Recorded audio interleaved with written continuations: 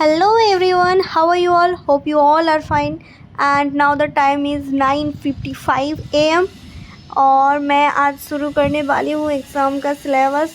मेरा एग्ज़ाम कल ही है, मगर क्या किया जाए, हम लोग तो स्टूडेंट्स हैं तो एक दिन पहले ही स्टार्ट करते हैं। तो चलो फिजिक्स का क्या क्या चैप्टर है देखते हैं। Moving charges, magnetism matter, electromagnetic induction, alternating current, electromagnetic wave, भर भर के सारा चैप्टर दे दिया।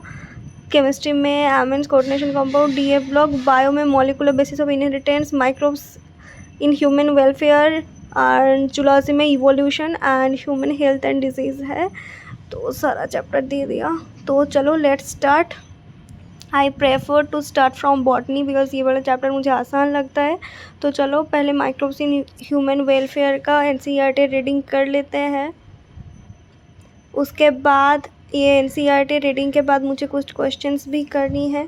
तो चलो पहले इसे पढ़ लेते हैं अच्छे से, लाइन बाय लाइन करके।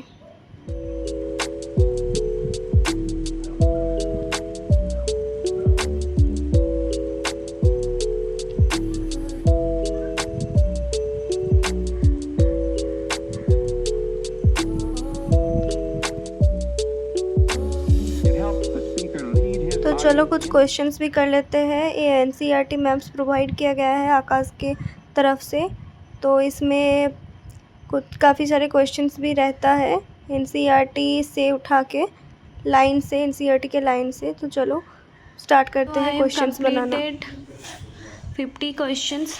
Now let's check it. मैंने क्वेश्चंस बना लिया, सारा क्वेश्चंस 50 क्वेश्चन था, 50 क्वेश्चंस मैंने बना लिया। उसके बाद मेरा स्कोर देखो आया है 141 out of 200। I think not so good. चलो खैर, एक दिन पहले थोड़ा सा पढ़ के उससे ज़्यादा हम एक्सपेक्ट भी नहीं कर सकते हैं हमसे।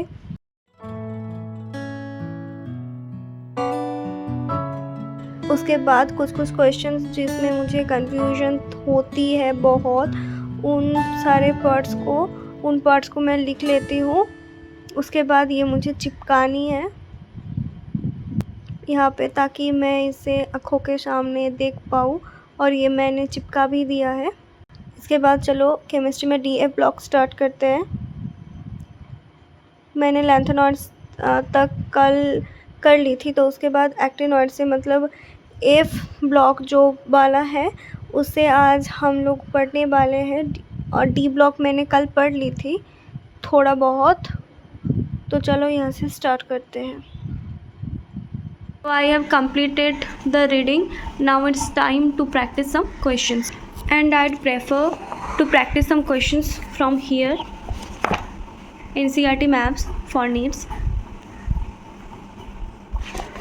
Let's start.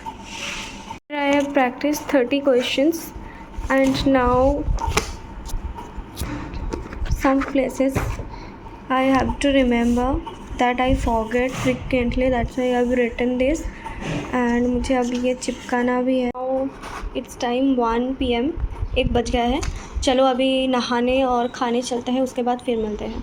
So it's time 3:52 now, and after taking bath, lunch and taking some rest, I have again come back with coordination compound. So पहले मैं एनसीईआरटी रीडिंग को कंप्लीट करूँगी और उसके बाद मुझे कुछ क्वेश्चंस करना है। तो चलो पहले रीडिंग को ख़त्म करते हैं।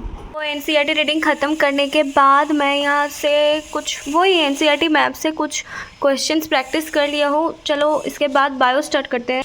बायो का एक चैप्टर जो था वो तो हो गया कंप्लीट। उसके बाद मॉलिकुलर बेसिस ऑफ इनहेरिटेंस जो है, इसे मैं स्टार्ट करने वाली हूँ अभी एनसीईआरटी रीडिंग। सो ये है मॉलिकुलर बेसिस ऑफ इनहेरिटेंस। चलो स्टार्ट करते हैं reading. Completed the reading of the NCERT and उसके साथ साथ नोट्स भी, एंड उसके बाद थोड़ा क्वेश्चंस भी कर ली थी। तो चलो इसको चेक करते हैं पहले। Then the checking has been completed. उसके बाद फिजिक्स का मैंने ऑल्टरनेटिंग करंट का रिवीजन इससे ही कर ली, इधर से, मतलब थोड़ा यहाँ वो शॉर्ट नोट्स की तरह दिया हुआ रहता है इधर।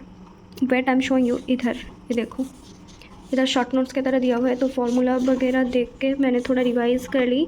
उसके बाद थोड़ा बहुत क्वेश्चंस भी कर ली मैंने, इधर आप देख सकते हो।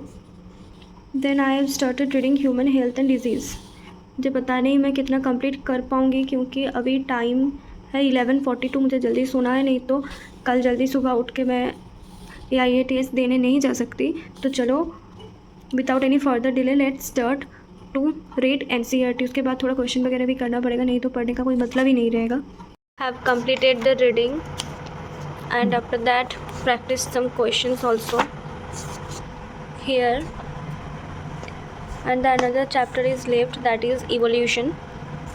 I didn't read this chapter NCERT line by line, but I have revised it from here, and after that I also practiced some questions here.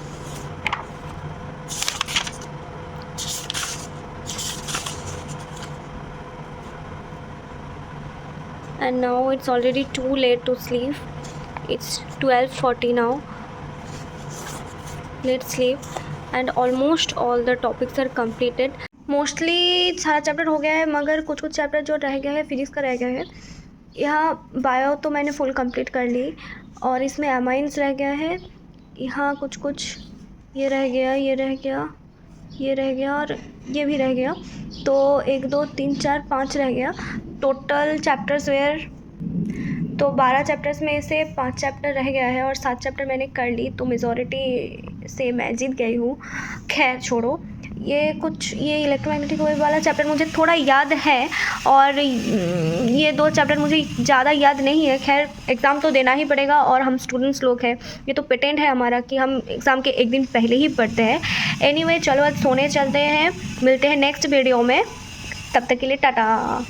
और हाँ, आप लोग मुझे कमेंट सेक्शन में बेस्ट ऑफ लक लिखना मत भूलना। Okay, thanks for watching, Tata.